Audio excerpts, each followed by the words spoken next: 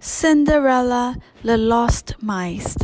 One clear winter night, the prince led Cinderella out to the balcony. "I have a surprise for you," he said, handing her a box. Inside was a beautiful new coat. "Oh, it's simply lovely," Cinderella exclaimed. "Thank you." It was a pretty and thoughtful gift. The coat would keep her warm during the cold weather. The next morning, the princess showed her coat to Susie, one of her mouse friends. "Isn't the prince thoughtful?" Cinderella remarked. "Nice, nice," Susie exclaimed. The coat sleeve felt warm and cozy, especially compared to where the mice lived. A few minutes later, Jack and Gus went into Cinderella's room. It had been a chilly night in the attic, and the mice were still shivering. "Cinderella! Cinderella!" Jack called. He knew that if he told the princess how cold the attic was, she would do something about it. But she was rushing off to get dressed for a tea party, so she didn't hear her friend. Jack sighed. It was too cold for the mice to stay in the attic much longer. Cinderella had always been very kind to the mice, and Jack was sure she would want them to be warm. So he and Gus called the rest of the mice down from the attic. They sat in front of the blazing fire in Cinderella's room. Before long, their coat palms and tails had worn up, and their teeth stopped chattering. They would wait there until Cinderella got back. Soon, the new housekeeper came in to clean the room. When she saw the mice, she shrieked and shooed them away. "Mice don't belong in the castle," she yelled. "Now get out!" The housekeeper didn't know that the mice were Cinderella's friends. She chased them with a broom. The frightened mice had no choice but to scramble back up to the cold attic. Brrr. Gus began to shiver as soon as the mice were safely upstairs. The mice really needed the princess's help. But how would they be able to speak to Cinderella when they were afraid to set foot downstairs?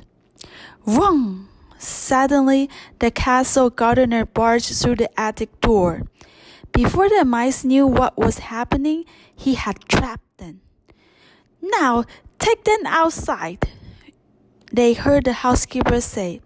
"Take them far away so they never return." Meanwhile, Cinderella's tea party had ended, and she and the prince were out riding.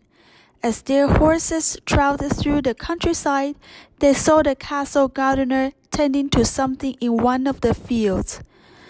"Hello," the prince called out. "It's much too cold to be working outside." But the gardener did not answer. The prince called to him again and still got no reply. As they rode on, the prince turned to Cinderella. "That was odd," he said. "I can't believe he did not hear me. Why wouldn't he answer?"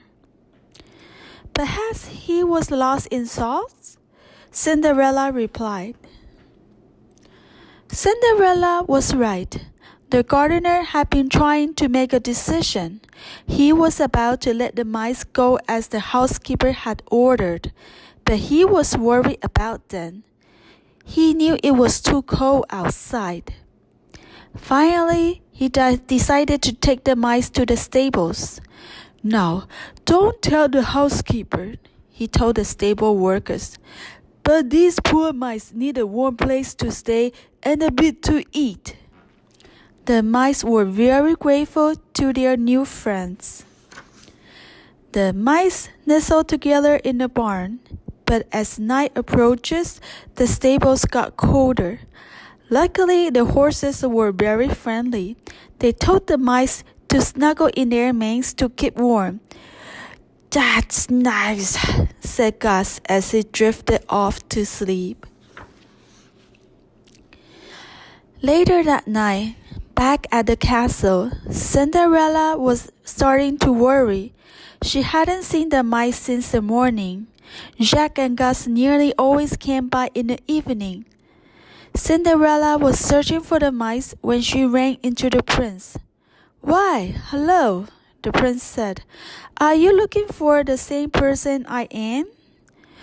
"Why, no, I don't think so," Cinderella replied. "I'm looking for the mice." "Ah," said the prince. "Well, I'm looking for our new housekeeper.